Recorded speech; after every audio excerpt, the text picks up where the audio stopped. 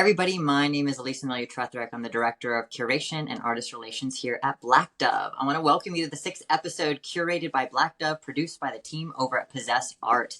Possess Art writes and releases high-quality artist insight on a weekly basis. Today, we are talking with a very well-known digital artist, Perry Cooper. Thank you so much for coming today, giving us a piece of your mind. I'm really excited to learn more about you. Thank Though you. I've known about you for a little bit of time before we met during the Torino event, Future Fest. I love the new artwork that you've uploaded since then. Really fun. I have one of the pieces behind me. I think this is one of the pieces that was actually at Future Fest in Torino and Yes. their other pop-up event also. And it has been just like an ultimate pleasure working with you. You're so responsive, which I love when deadlines are important, and you're just really efficient, and I'm excited to, talk about you and your work. Thank you. And I appreciate you guys asking me onto the podcast.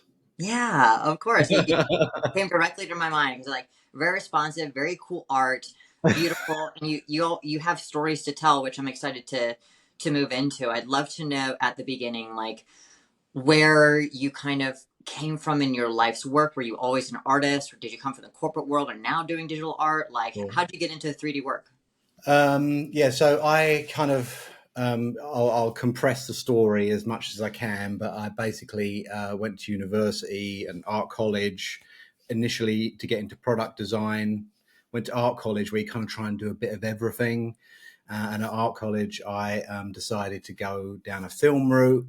Then that changed once I was doing film. This was like in the early 2000s, and they would actually had celluloid film, and we were cutting it on, and with an editing machine. And I thought, no, this seems like this is probably going to be outdated pretty soon. So I actually switched courses and went to onto the digital side, and decided I like more of the post-production side of film, and from there kind of ended up developing or getting into doing interactive media, which in the early 2000s was like CD-ROMs and DVDs.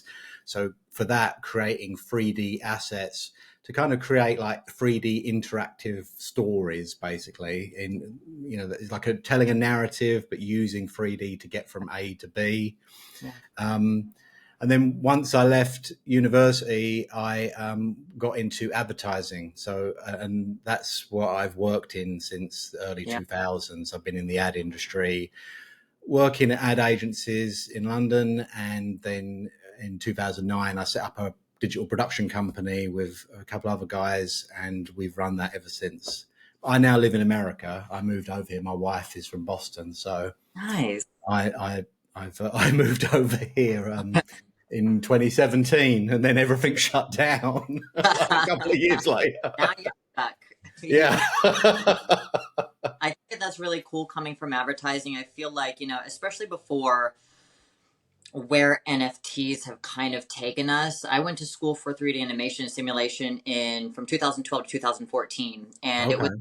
like all you had was work for Pixar or ad agency, like that. It was one of the two kind of situations. And there was nowhere, you had Behance, you had your portfolio online, and it was always ads. This is going to be used for commercials or a movie, not necessarily like art that's taken seriously, that is to be collected outside of a DVD. Yes.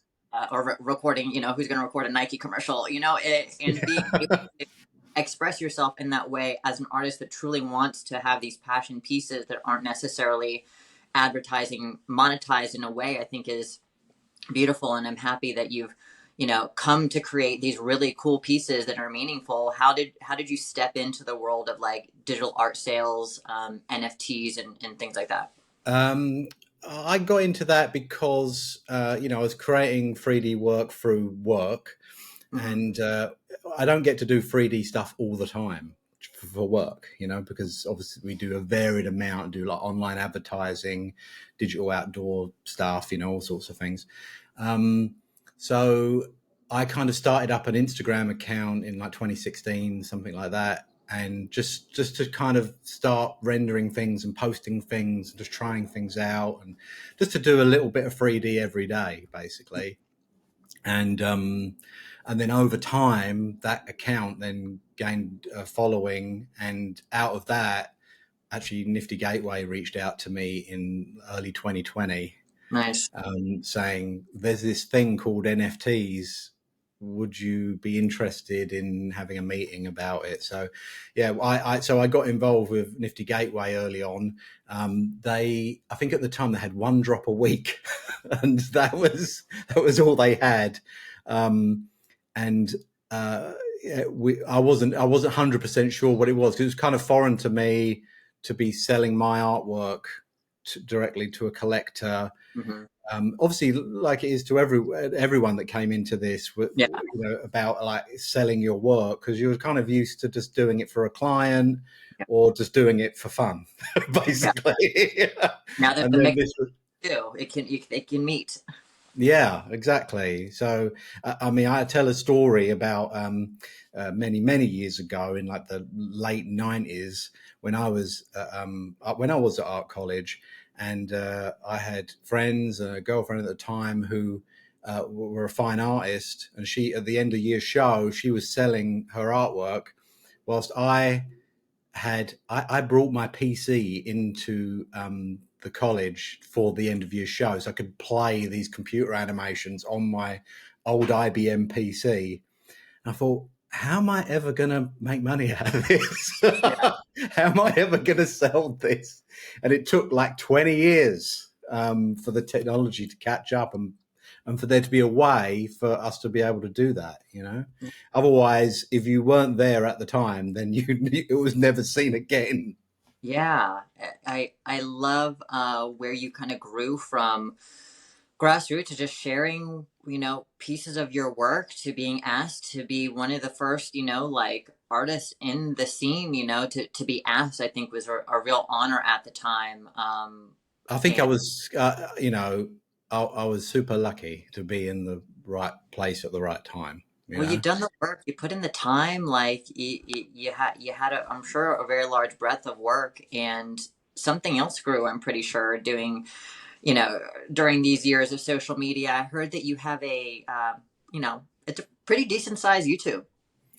Yeah, I think out of that, following on Instagram, lots of people asking me like, "Oh, how do you do this? How do you do these things?" So then I set up a YouTube channel, and then was start doing tutorials showing people how to like do stuff. But it's what I found was that it's a lot more work than people think.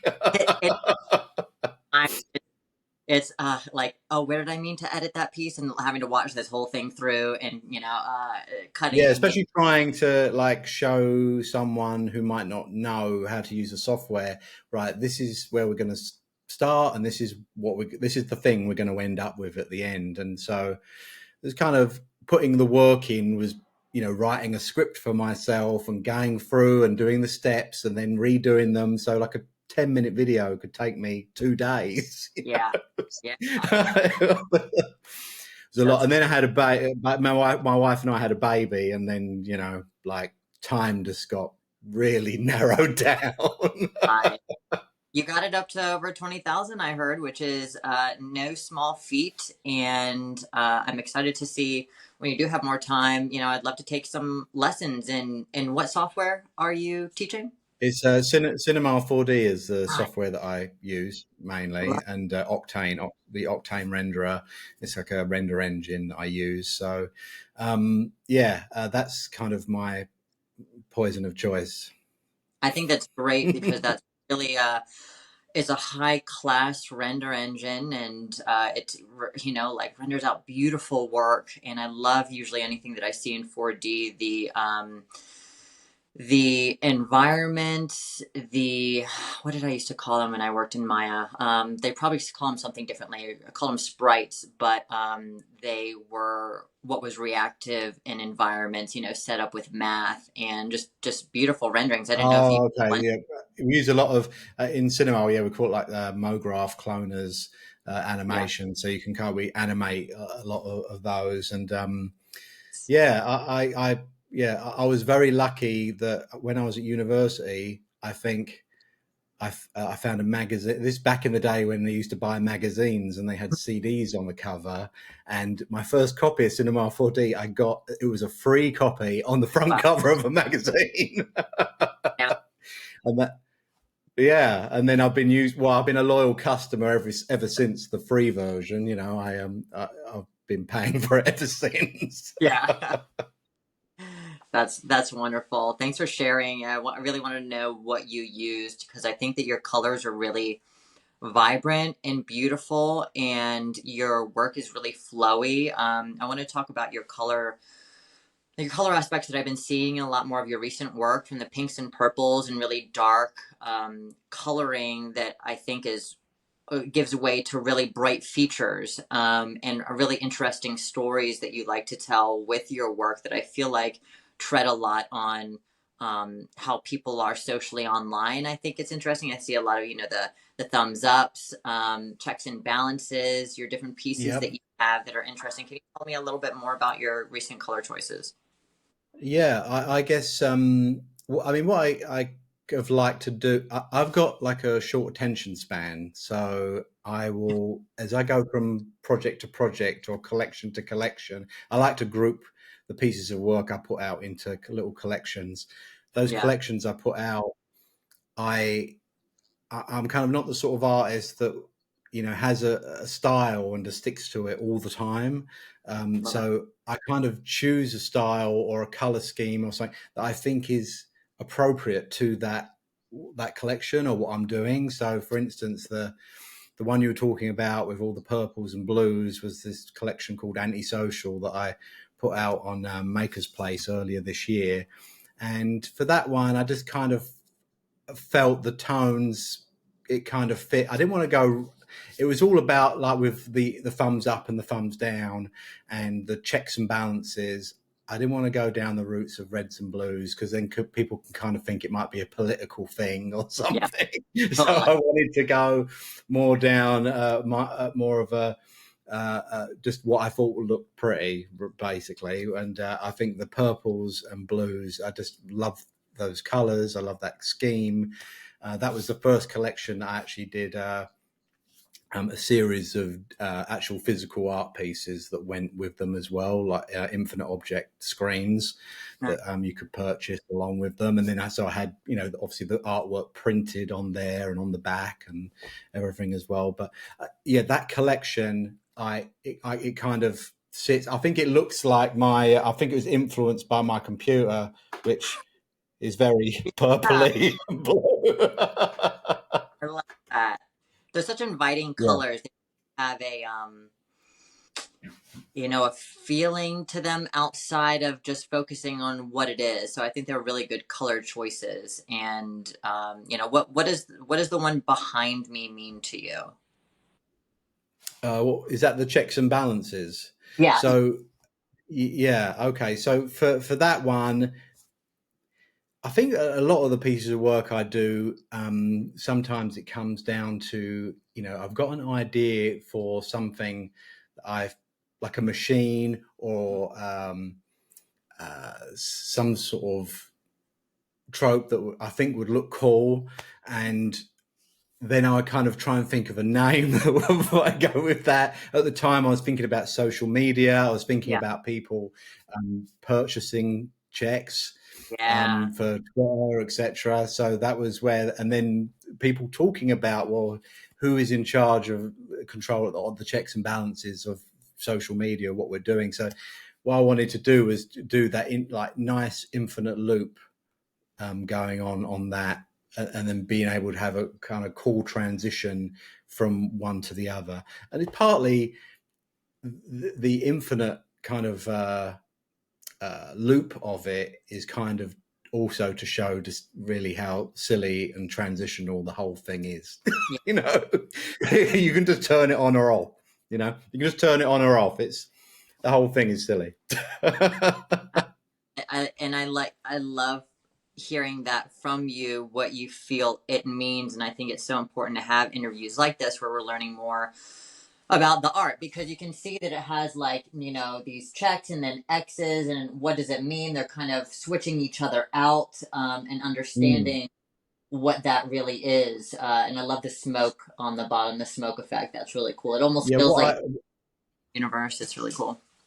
Yeah, I kind of was thinking about that whole series. It includes a lot of smoke and particles and things, and I was kind of thinking about the machinery, almost like the machinery and the grind sometimes of social Yeah, media. you know, totally. that Sometimes. we're yeah, Yeah. sometimes, but it can, it can be like that, that it's, and so it's about the machinery behind it, I guess, Yeah.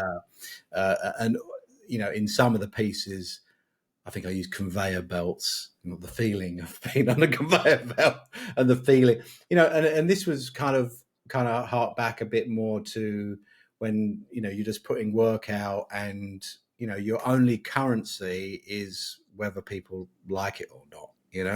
It's Oh, your currency are those thumbs up and the hearts. yeah. I have. Just look at me. That's Yeah, exactly exactly. fun, and I think that it's like a serious funny that we just don't want to be real, but it is because none of us can almost escape it, these days. And it is a funny grind, and I love your work for its loopability. It is really amazing that it just goes on forever and ever, and you can play it for an entire day, for an entire event. Like there's no kind of beginning and ending frame for it. It's just like Yeah, fluid, and that's what I really love about suggesting your art to others and putting it in collections, especially for like higher end clients, that like for evening stuff and like bar settings and hallways and elevators. It's a really cool experience that people can just like sit out there, and stare at. well, And yeah, I guess. Yeah, I guess, and that's kind of like the thing with social media, and with I still post stuff to Instagram. I've been posting some. I haven't done anything for a while, and then I started posting again like a few weeks ago, just to kind of get back into it again. And I've been trying to really, like, the ones I've been doing lately, I've been trying to strip it down and get back to basics. And with that, I'm doing very basic kind of but satisfying loops. And I'm even all the materials and the lighting I'm using, it's all wood. nice. So I'm just literally just trying to say, right, let's just. I'm literally stripping it back to basics and going back to what I did a while back, which is like cool loops. But I'm just trying. I like putting restrictions on myself. I do this with all the collections I normally do. I'll pick an object, or pick a letter or a number, or a shape or material, and like I'll kind of do it to death a little bit. I'll keep using it to kind of explore, where I can take it. I love that. So at the minute, yeah. Like So at the minute, I've just been using, I think, 3 or 4 materials for every render I've done, because nice. but they all look different. Really getting down to the grain of it, like Yes, yeah, yeah. on it as many ways as you can, figuring out how many and I think that that's something that I picked up in starting off in Photoshop, and then Maya and ZBrush, and like what are the numerous ways that I can do the same thing and get similar but sometimes different results. And I think that that's Mm. helped you, and it has helped me to become like a great tutor and teacher to figure out how to do things a variety of ways. So I think I've been kind of influenced also by what's going on, or a lot of my work, I'm influenced by what's going on in my life and what I'm doing. And I've currently been stripping the paint off the stairs. So I think that's making me do all this Inspiration. bare wood, these bare wood renders, because Yeah. all I'm thinking about is what the wood's like under the stairs. I think even a way to you recently told me that you had a child too, and I find that like when I there's a lot of people in my life that try to find more of who they are through having this other after having an individual like added to their life, like stripping down who they are so they can maybe be better people too. And I think that that is really interesting, getting down to the grain of who you are and building up on what that is in a variety of ways. And a lot of people I feel like can really bond with that sentiment of getting down to the grain of it all, and Yeah, understanding all the ways that it can be beautiful. yeah. I think like one of the most successful collections I've done was probably right after my daughter was born. I created a series, or a few months after, I created a series of these baby bottles, milk baby bottles, and but all of those were all about like Yeah. being a parent and Yeah. about, but they're also about my involvement in NFTs and crypto at the time. So they've got names like Gas and 24/7 and like Pump and Dump, Yeah. things like this that were all kind of relevant to Yeah. crypto and NFTs, but also to what we were going through at the same time.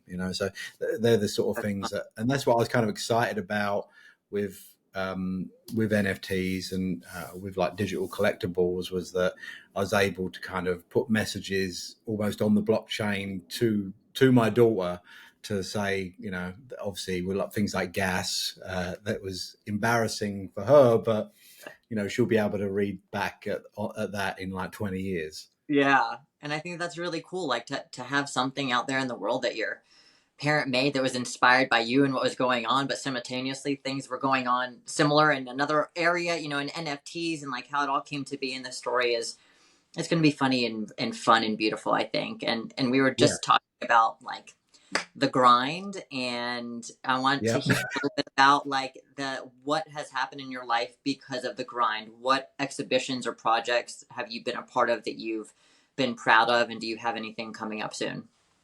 Yeah. So this year I've only done one drop this year, which was the one I did on Maker's Place at the beginning of the year, the one you've got behind you. Mhm. Yeah. Because I think partly I've felt like I haven't wanted to kind of get myself on a like work to deadlines. I'd rather get the work done and be pleased with it and then put it out there. Mhm. Over the last couple of years, I think there was quite a churn. Not that you're just putting stuff out just for the sake of it, but all the marketplaces, saying, do you want to do another drop? Do you want to get this on here? Da, da, da. And you feel like you've got to like keep up with it. So I kind of really wanted to put the brakes on this year and take a step back. So I've done that drop, but then I also did a charity drop for there was the A Lot of Money charity drop that was organised by Trevor Jones. That was done at the Castle Party in Paris Yeah. earlier this year. So that was kind of I was really honoured to be involved with that and donate the money to charity for that. Then last year I did I also did a collection called Bottles for Ukraine, which was Awesome. we raised money for kids in Ukraine, basically when everything kicked off there, and we were able to get like about 30 artists together. I was able to kind of get 30 artists that I admired and respected and wanted to work with myself. So Yeah. I was able to get them together, and I was at those baby bottles that I created for when my daughter was born.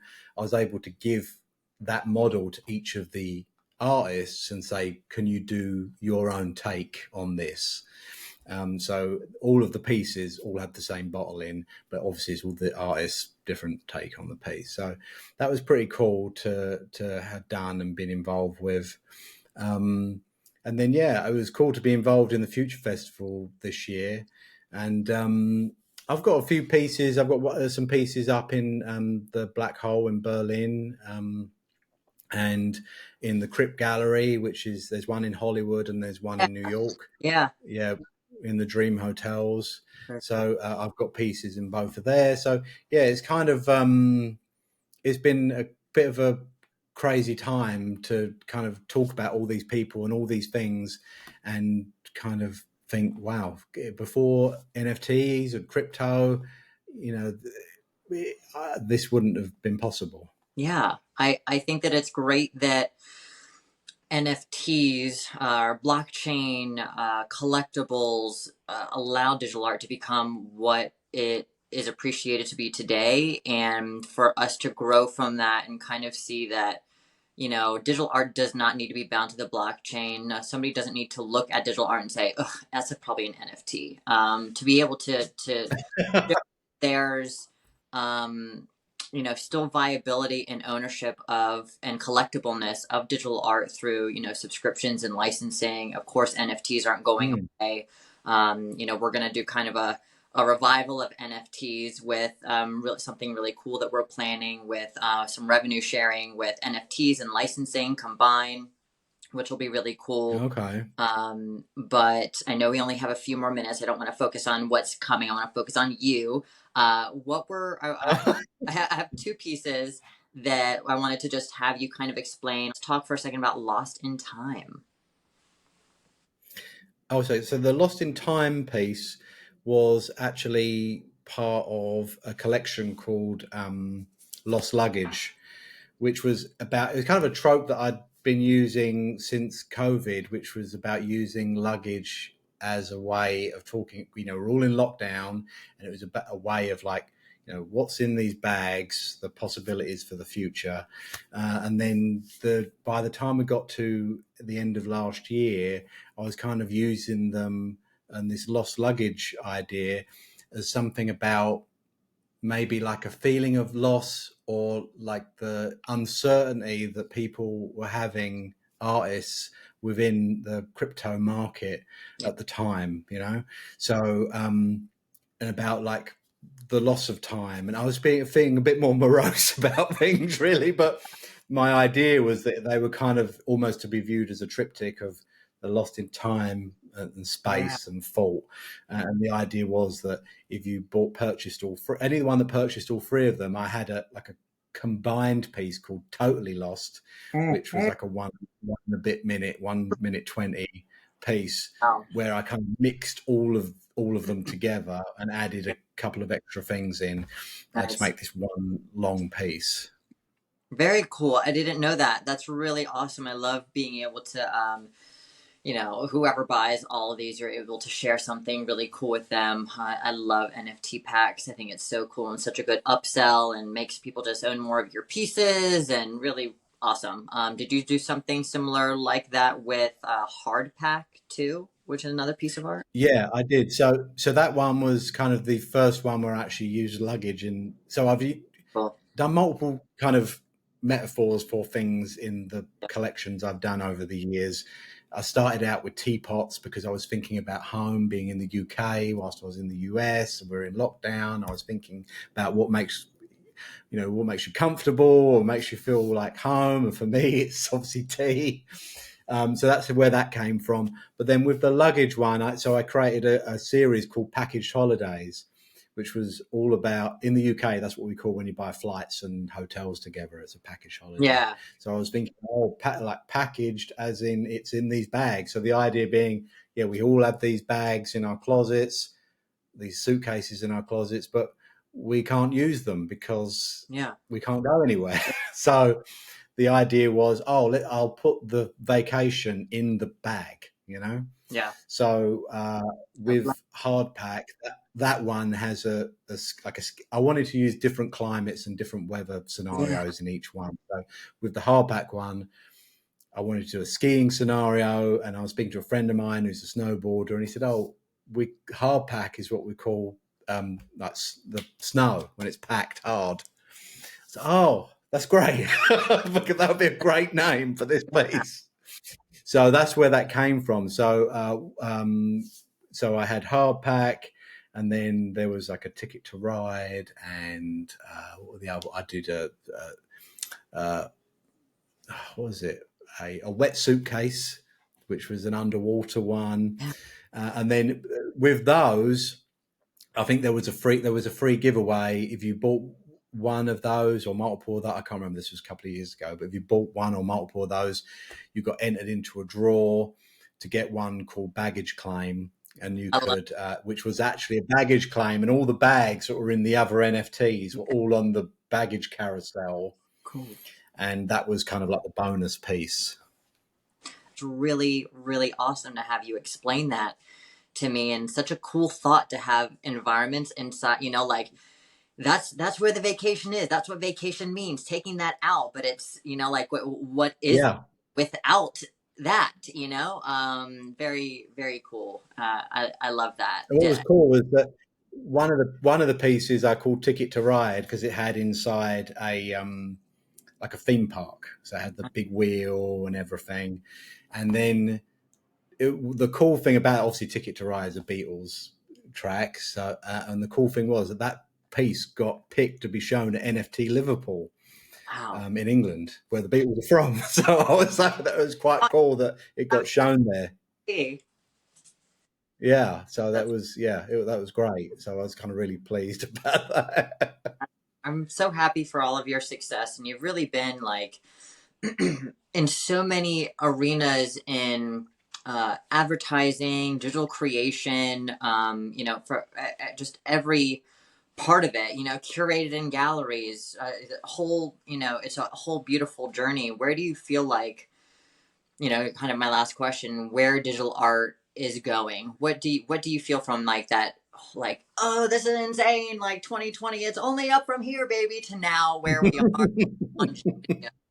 where. Yeah. Yeah, I kind of I feel like I said, I got into advertising in the early 2000s, and that was in digital advertising. It was kind of, and it was at the just after like the .com boom, where it went boom. And I remember when I first started working there, everyone was drinking champagne. Like it was going out of fashion, and then a year later everyone was on a very strict budget and it never went back again. So I kind of feel like, well, but then the whole, obviously the digital market, as in like the internet, grew up and got more serious, and people, it flattened out, and it kind of worked out how to make money and how to do what it needs to do. And I kind of feel like digital art and the boom that we had with NFTs was kind of similar in that, it just went, absolutely into the stratosphere, but it needed a reset because it was getting out of hand, I think. And that's what it's had. It's had a reset. And so now it's kind of flushed out all of the people that were being chancers and trying to just make a few dollars, but not to actually put anything into it. And now I think you've got the serious players left that actually want to actually take this like digital art forwards. And I think that it's NFTs became a bit of a joke in that, like, I mean, it was even on The Simpsons this week, apparently. Funny. I was at a. But the thing is, but that's great in a way, because it's just it's in the zeitgeist now, and everyone knows about it, and you get these things like the people thinking the internet was stupid to begin with, and even Bill Gates didn't think it was going to take off. So now we're at a point where we've had this hard reset, I think, and I think then you've got obviously serious players in here actually that have stuck around, and that's kind of why I kind of took my foot off the gas a bit, because I thought I want to kind of stay involved. I want to still do stuff, but I don't want to burn myself out, and I don't want to burn out anyone that's been involved, and I want to keep pushing it. So I just want to kind of, if I put stuff out, I want to do it when it's the right time, and I think that's probably the right thing to do. Yeah, I see where it's going now, kind of, putting more time in creating meaningful pieces for people that truly want to collect art. It's not that, buying the dip, flip, kind of situation, which is always just sad to see, because, royalties are great, but it's you want your art to be collected for purpose and taken seriously, not just as like a stock kind of thing, and really to be as artist. It's fun for a second, but then it's like lifeless, and I think that it's important that what happened, and it slowly take a nice incline and create true integrity in what is being done, and create that. So I guess that's right. Like you say, like integrity. I think that's the thing, is that you need to. It's building up trust between collectors, marketplaces, artists, and I think the people that are sticking around and sticking with it are the ones that are in it for the long term. 100% agree. And I know that you're in it for the long term. You've been in it for the long term, and it's art. It's like, I'm too old to do anything else now. it's interviews like this that make more emotional connections, I feel like, with artists and potential collectors. And I really appreciate Possess, producing this, editing it, getting the, amazing article put together. And this will be a podcast on Spotify, and as well as syndicated through other networks on YouTube as well. This interview will be, and then the article will be on Possess and shared on social media and email. So please join our subscriber list. You can go to blackdove.com to subscribe. And, is there anything that you wanted to add and tell our listeners before we end this amazing interview? Where can they find you? What are your links? We'll share them in the podcast. Okay. Yeah, I'm Perry__Cooper. It's a weird tag, but that's what I am on Instagram and Twitter, because Perry Cooper is apparently a really common name. I think there's a couple of lawyers called Perry Cooper. That is not me. I'm the one with the artwork. Oh. And then my website is Perry-Cooper. I usually, whatever I'm up to or whatever I'm doing, I will post usually on Twitter, on Instagram, and on my website. So at the moment, I haven't got anything that I'm planning to drop. I'm just working on stripping my stairs at the moment. I'm trying to get it prepared for Thanksgiving. I've got family coming over from the UK. I started stripping these stairs, and as soon as I did it, I thought, man, I made the wrong choice. I should have left it. But now half of it's done and half of it isn't. So I'm panicking about it. So after I get off this, I'm going to get the sander out. Well, thank you so much for the laughs. It's wonderful meeting you in person. Thank you for all of your attentiveness with everything that we've worked with you on. And I look forward to more and sharing more of your artwork. I really appreciate you today and bearing it all and getting down to the grain of it. So thank you. Thank you. Thank you very much. Thanks. All right, everybody. This is Curated by Black Dove, our 6th episode. We'll see you next for number 7.